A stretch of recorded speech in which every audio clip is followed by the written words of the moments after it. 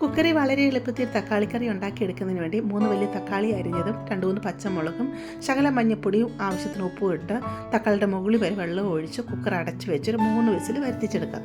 അരപ്പിന് വേണ്ടി 1 കപ്പ് തേങ്ങ മിക്സിയുടെ ജാറിലോട്ട് ഇട്ട് കൊടുത്തിട്ടുണ്ട്. 4 കൊച്ചുള്ളി, 2 വെളുത്തുള്ളിയും 1 ടീസ്പൂൺ നല്ല ജീരകവും ശകലം വെള്ളത്തോട് ഒഴിച്ച് ഇത് നല്ലതായിട്ട് അരച്ചെടുക്കുക. ഇവിടെ തക്കാളി നല്ല രീതിയിൽ വെന്ത് വന്നിട്ടുണ്ട്. തക്കാളി കുറച്ചങ്ങ് ഉടച്ചിട്ടോടെ കൊടുക്കുക കേട്ടോ. ഈ അരപ്പും കൂടി ഇതിലോട്ട് നമുക്കങ്ങ് ഇട്ട് കൊടുക്കാം. അരപ്പോട് ഇട്ട് കഴിഞ്ഞ് കഴിഞ്ഞാൽ തീ കുറച്ച് വെക്കുക. പിന്നെ നമ്മൾ തിളപ്പിച്ചെടുക്കത്തില്ല. മിക്സി കഴുകി 1/4 കപ്പ് വെള്ളം കൂടി ഒഴിച്ച് കൊടുക്കുക കേട്ടോ. എന്നിട്ട് നല്ലതായിട്ട് ചൂടാകുമ്പോൾ ഗ്യാസ് ഓഫ് ചെയ്യാവുന്നതാണ്.